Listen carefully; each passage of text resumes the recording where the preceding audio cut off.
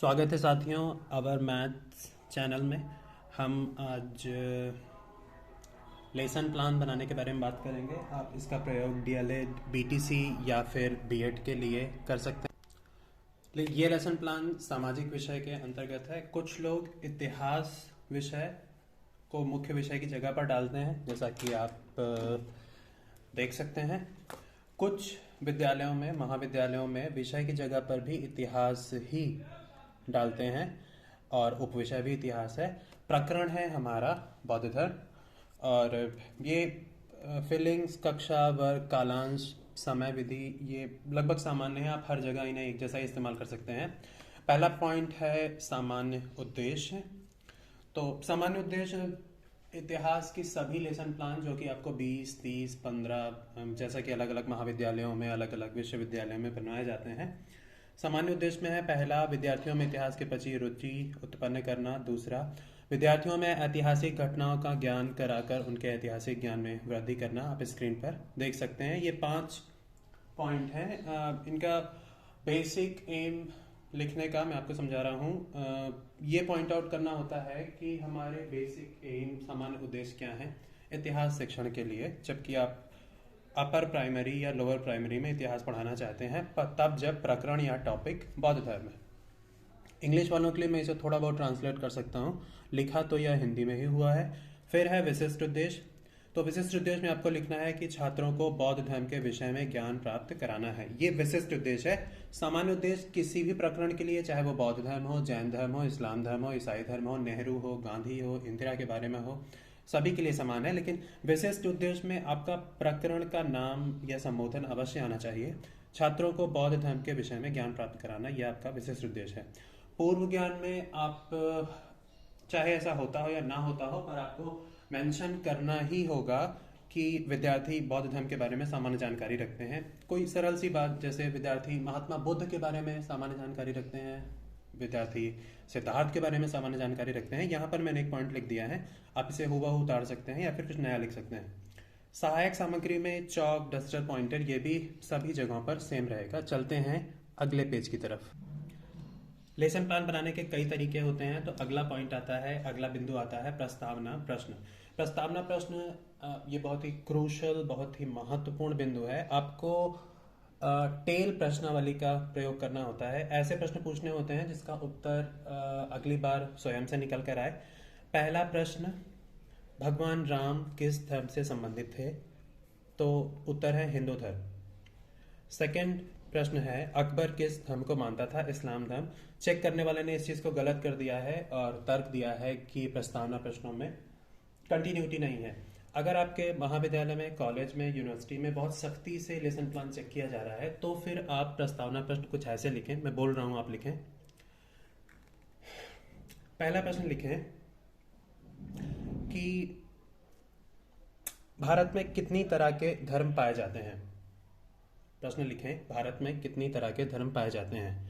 उत्तर में लिखिएगा हिंदू धर्म, इस्लाम धर्म, बौद्ध धर्म, जैन धर्म। द्वितीय प्रश्न में लिखिएगा बौद्ध धर्म के प्रवर्तक कौन थे? महात्मा बुद्ध। तीसरा प्रश्न लिखिएगा बौद्ध धर्म के विषय में आप क्या जानते हैं? और अब ये आपका प्रकरण हो गया होगा। टेल प्रश्नों का मतलब है, जिस वजह से उन्होंने इसे गलत किया, कि पहले प्रश्न में हिंदू धर्म उत्तर है तो दूसरे प्रश्न को हिंदू धर्म से शुरू होना था, और दूसरे प्रश्न में इस्लाम उत्तर है तो तीसरे प्रश्न को इस्लाम से आरंभ होना था। ये मैं पूरे 15-15 लेसन प्लान आपके इतिहास और नागरिक शास्त्र यानी कि हिस्ट्री एंड सिविक्स के जब करवाऊंगा तो समझा दूंगा। अगली लाइन है उद्देश्य कथन, आपके सामने है। आप लोग कहेंगे कि छात्रों, हम लोग आज बौद्ध धर्म का अध्ययन करेंगे, या फिर आज हम लोग बौद्ध धर्म का अध्ययन करेंगे। प्रस्तुतिकरण, भाषा का ध्यान रखिएगा और वर्तनी का भी। तो अगर टॉपिक बड़ा है, प्रकरण बड़ा है, आप इसे 2 अन्विति में बांट सकते हैं। अन्विति का मतलब है सोपान, सेशंस।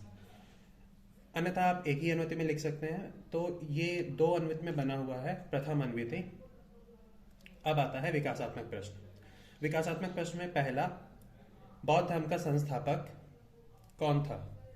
उत्तर आपको लिखना है महात्मा बुद्ध। द्वितीय, महात्मा बुद्ध के पिता का क्या नाम था? उत्तर में लिखना है शुद्धोधन। तीसरा, बुद्ध का जन्म कब और कहाँ हुआ था? अब ये समस्यात्मक है। समस्यात्मक प्रश्न ऐसे प्रश्न हैं जिनका उत्तर एक शब्द में, एक लाइन में नहीं दिया जा सकता। ये क्लोज एंड प्रश्न नहीं होते, अक्सर ये ओपन एंडेड होते हैं। इनमें एक्सप्लेनेशन की जरूरत पड़ती है और तभी छात्राध्यापक कथन आता है। तो जो अगर लड़कियां छात्राएं बनाएंगी बीएड के लिए या डीएलएड के लिए, तो वो यहाँ पर छात्राध्यापिका कथन लिखेंगी। और आगे का विवरण है कि ईसा पूर्व 6वीं शताब्दी में बुद्ध का जन्म कपिलवस्तु के निकट लुम्बिनी ग्राम में हुआ था। आपको इस समस्यात्मक प्रश्न का उत्तर देना है। और चलते हैं अगले प्रश्न की तरफ। छात्राध्यापक कथन कम से कम 8 या 10 पंक्तियों का हो। लिखने के बाद आप पुनः विकासात्मक प्रश्न पे आएंगे। बुद्ध को कहाँ ज्ञान की प्राप्ति हुई थी? उत्तर आप देंगे। बुद्ध ने प्रथम उपदेश कहाँ दिया था? उत्तर आप देंगे। अक्सर सरल प्रश्न। उसके बाद तीसरा या चौथा प्रश्न, विकासात्मक प्रश्नों में तीसरा या चौथा प्रश्न थोड़ा सा कठिन होगा, जिसके लिए एक विस्तृत उत्तर की जरूरत पड़ेगी। जैसे यहाँ पर लिखा है, बौद्ध धर्म के सिद्धांत क्या है? अब ये समस्यात्मक है, जिसकी व्याख्या के लिए छात्राध्यापक कथन होगा। एक बार फिर से, जो लड़कियां छात्राएं बनाएंगी वो लिखेंगी छात्राध्यापिका कथन। तो बौद्ध धर्म के सिद्धांत क्या है, ये समस्यात्मक प्रश्न था। तो इसका उत्तर दिया जाएगा कि बुद्ध ने 4 आर्य सत्य दिए, जिनमें दुख निरोधक मार्ग, अष्टांगिक मार्ग प्रतिपादित किए। बुद्ध ने 10 शील सत्य दिए। अहिंसा या मध्यम मार्ग पर तृष्णा रहित जीवन उनके शिक्षाओं का सार था। ध्यान रखना है कि इसके बाद जब पुनः विकासात्मक प्रश्न बनाए जाएंगे, तो यह प्रश्न उन्हीं दिए गए आख्यान में से संबंधित हो जो छात्राध्यापक कथन में दिया गया है। विकासात्मक प्रश्न अगर बहुत सख्ती से आपका लेसन प्लान चेक किया जा रहा है, तो टीचर या निरीक्षक इसे पॉइंट आउट कर सकता है कि आपने कोई नया प्रश्न पूछ लिया। आपको नया प्रश्न नहीं पूछना है। आपको उम्मीद करनी है कि आप 6 से 8 के बच्चों को पढ़ा रहे हैं और उन्होंने ही, आपने पढ़ाया है और आपने प्रश्न पूछा और उन्होंने उत्तर दे दिया। अब आप यहाँ पर कोई ऐसी बात नहीं पूछ सकते जिसे अभी तक आपने छात्राध्यापक कथन में पढ़ाया ही नहीं है। अगले विकासात्मक प्रश्न है, अब आप इसे छोटा कर सकते हैं, 4 के बजाय 3, 3 के बजाय 2, जैसे यहाँ पर 2 है। सत्य एवं अहिंसा किस धर्म के सिद्धांत हैं? बौद्ध धर्म। बौद्ध धर्म के संप्रदाय क्या है? अब बच्चे नहीं बता पाएंगे। आपको समस्यात्मक प्रश्न में ऐसे ही प्रश्न रखने हैं जिसे बच्चे नहीं बता पाएंगे। और अगला बिंदु है कि फिर से छात्राध्यापक कथन। अगले पेज पे चलते। अगले बिंदु पर छात्राध्यापक कथन है कि उस समय कश्मीर के कुंडल वन में चतुर्थ बौद्ध संगति हुई कनिष्क के समय, और बौद्ध मत 2 हीनयान और महायान नामक संप्रदायों में टूट गया। क्योंकि आप बड़ा सेशन बना रहे थे, जैसे कि यहाँ पर है, तो आप द्वितीय अनुमति लिखेंगे। कम से कम 2 विकासात्मक प्रश्न और 2 छात्राध्यापक या छात्राध्यापिका कथन के बाद। अगला विकासात्मक प्रश्न है, बौद्ध साहित्य को किस नाम से जानते हैं? त्रिपिटक, पाली भाषा। देखें कि इससे पहले आपने त्रिपिटक या पाली भाषा के बारे में नहीं पढ़ाया है, तो कभी कभी आप ऐसा कर भी सकते हैं, क्योंकि ये तो लगभग नामुमकिन ही है। बाय द बुक चलना लगभग नामुमकिन ही है। अगले बिंदु पर, बुद्ध के जीवन के किन प्रतीकों को धम्म का स्वरूप दिया? अब ये समस्यात्मक है। आप देखें कि विकासात्मक प्रश्न 2 में ही छात्राध्यापक कथन ला दिया गया है। छात्राध्यापक कथन है कि कमल बुद्ध के जन्म का प्रतीक है, अश्व उनके गृह त्याग का, बुद्ध का गृह त्याग महाभिन्न श्रमण कहलाता है। महत्वपूर्ण शब्दावलियों का आप अवश्य प्रयोग कीजिएगा, इससे काम छोटा भी हो जाता है और आगे जो श्यामपट्ट कार्य होगा उसमें भी सहायता मिलेगी। पीपल वृक्ष बुद्ध के ज्ञान प्राप्ति का, चक्र प्रथम धर्मोपदेश का, और उनका बुद्ध का प्रथम धर्मोपदेश धम्म चक्र प्रवर्तन कहलाता है। अगला फिर विकासात्मक प्रश्न है, बौद्ध धर्म अन्य समकालीन धर्मों की तुलना में कैसा था? उत्तर है सरल। बौद्ध धर्म को किन शासकों से समर्थन मिला? अब ये समस्यात्मक है, जिसका उत्तर छात्र नहीं दे पाएंगे। तो छात्राध्यापक कथन या छात्राध्यापिका कथन दिया जाएगा कि प्रसेनजित, बिंबिसार, अशोक। अगले प्रश्न पर चलते हैं। कनिष्क आदि शासकों ने बौद्ध धर्म की सरलता के आकर्षण को स्वीकारा। अशोक और कनिष्क ने तो इसे राजधर्म की संज्ञा दी। छात्राध्यापक कथन कभी भी 6 या 8 लाइन से छोटा नहीं होना चाहिए, अदरवाइज चेक करने वाले का ध्यान चला जाएगा। फिर विकासात्मक प्रश्न आता है, बौद्ध धर्म में आर्य सत्य कितने हैं? 4 आर्य सत्य कौन कौन से हैं? अब ये समस्यात्मक प्रश्न बन गया, तो आप छात्राध्यापक कथन लिख देंगे। आमतौर पर जो फाइल्स होती हैं उनमें 6 पेज ही होते हैं, 6 प्रश्न दोनों तरफ गिनने पर, तो इसमें भी 6 प्रश्न ही हैं, तो आप बहुत बड़ा बना भी नहीं सकते, आप चाहें भी तो। छात्राध्यापक कथन है, 4 आर्य सत्य हैं। प्रथम दुख है, द्वितीय दुख का कारण है तृष्णा है, दुख दूर करने के कारण निवारण आवश्यक है। और चौथा अंतिम आर्य सत्य है, दुख दूर करने के लिए आस्थांगिक मार्ग है। इसके बाद बारी आती है, अब सभी छात्र अध्यापक कथन समाप्त हो गए, बारी आती है बोधात्मक प्रश्न की। यहाँ पर लाल पेन चला है, जिसका अर्थ है कि बोधात्मक प्रश्न कम से कम 4 या 5 होने चाहिए, कम से कम 4 या 5, क्योंकि बोधात्मक प्रश्न आपको समूचे लेसन प्लान में केवल एक ही बार लिखना है। तो बोधात्मक प्रश्न थे, जो कुछ भी आपने पढ़ाया है उससे संबंधित हो तो बेहतर है, और आप मिलते जुलते सरल प्रश्न भी डाल सकते हैं, क्योंकि आप ध्यान रखें कि ये पाठ कक्षा 6, 7, 8 के दृष्टिकोण से तैयार किया गया है। तो पहला है, बुद्ध का जन्म किस ग्राम में हुआ था?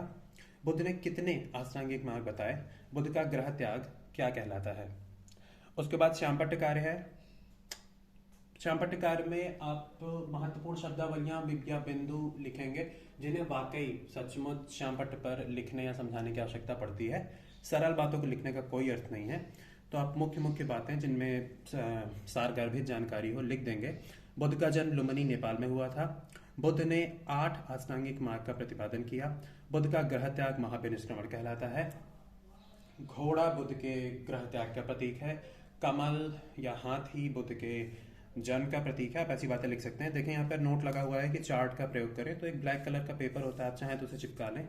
मैंने कहा कि अगर आपके महाविद्यालय में सख्ती से चेक किया जाता है तो इसकी जरूरत पड़ेगी। उसके बाद आता है निर्देश एवं निरीक्षण का। निर्देश की वर्तनी को आप सुधार लीजिएगा। निर्देश सभी जगहों पर, चाहे वो नागरिक शास्त्र हो या इतिहास, जिनके मैं तैयार करवा रहा हूँ, अगर समय मिला तो मैं हिंदी का भी तैयार करवा दूंगा। तो आप एक जैसा ही लिखेंगे सभी जगहों पर। छात्राध्यापक छात्रों से श्यामपट्ट कार्य स्वयं की उत्तर पुस्तिका में लिखने को कहेगा, वह कक्ष में घूमकर निरीक्षण करेगा। लड़कियां लिखेंगी, छात्राध्यापिका छात्रों से श्यामपट्ट कार्य स्वयं की उत्तर पुस्तिका में लिखने को कहेंगी, वह कक्ष में घूमकर निरीक्षण करेंगी। अगले प्रश्न पर चलते हैं। अब बारी आती है पुनरावृत्ति प्रश्न की। तो लेसन प्लान में पुनरावृत्ति प्रश्न भी एक ही बार दिए जाते हैं, ठीक बोधात्मक प्रश्न की तरह। तो इन्हें भी आप कम तो ना ही दें, कम से कम 5 दे दें। पहला प्रश्न है, बुद्ध का जन्म किस देश में, बुद्ध का जन्म स्थान वर्तमान में किस देश में है? बुद्ध की ज्ञान प्राप्ति बोध गया में हुई, यह स्थान वर्तमान में कहाँ है? ऐसी जानकारी पूछें जिससे सचमुच आपने जो कुछ पढ़ाया है उसकी पुनरावृत्ति हो सके। बहुत साधारण प्रश्न जिन्हें आपने विकासात्मक प्रश्नों में पूछा है, बार बार दोहराए नहीं, आप हूबहू इसे भी उतार सकते हैं। अन्य है, बौद्ध धर्म में कितने महासंगीतियां हुई? अन्य है, बुद्ध ने प्रथम उपदेश किस स्थान पर दिया? सत्य की खोज के लिए बुद्ध ने क्या किया? आप थोड़ा बहुत परिवर्तन कर सकते हैं या हूबहू इसे उतार सकते हैं। उसके बाद गृह कार्य है कि छात्र बुद्ध के जीवन व उनके धार्मिक विचारों का अध्ययन कर कर आएंगे। अंतिम प्रश्न जो इन्विजिलेटर्स के लिए है, जो निरीक्षण कार्य के लिए है, मैं थोड़ा सा ऐसा दिखा देता हूँ। चेक आपको नहीं करना है, चेक टीचर्स को करना है, पर आपको फिल करना है। टीचर्स ट्रेनिंग में आपको अपना नाम भरना है। क्लास व सेक्शन में जो आपने लेसन प्लान बनाते समय अपनी मन से कोई क्लास या सेक्शन डाला था, ध्यान से उसी को। स्कूल, जिस जगह आपकी टीचिंग लगेगी, अगर टीचिंग लगती है तो, नहीं लगती है तो आप अपने महाविद्यालय में पूछ लेंगे, वो आपको कोई नाम बता देंगे। शुरुआत में गलत मत भरिएगा। डेट, जिस दिन आपने ट्रेनिंग के दौरान ब्लैक बोर्ड पर पढ़ाया है उस दिन की डेट डालिएगा। अगर आपके यहाँ ट्रेनिंग नहीं हो रही है, आपने ट्रेनिंग में नहीं पढ़ाया है, तो आप विद्यालय से पूछकर कोई भी डेट डाल सकते हैं, एक ऐसी डेट जो उस महीने के साथ टैली करे। पीरियड आपने जो डाला था। सब्जेक्ट, यहाँ पर सोशल साइंस पढ़ा हुआ है, पर कुछ जगहों पे वो सब्जेक्ट के नाम पर हिस्ट्री ही डलवाते हैं क्योंकि ये इतिहास है। कुछ जगहों पर सामाजिक विषय डलवाते हैं। टॉपिक में बौद्ध धर्म था तो आप अंग्रेजी में बौद्ध धर्म लिख देंगे, चेक करने का काम उनका है। इस तरह से बौद्ध धर्म प्रकरण आपका तैयार हो गया। नेक्स्ट सेशन में हम दूसरे प्रकरण के बारे में बात करेंगे, इतिहास या नागरिक शास्त्र में से कोई एक। धन्यवाद।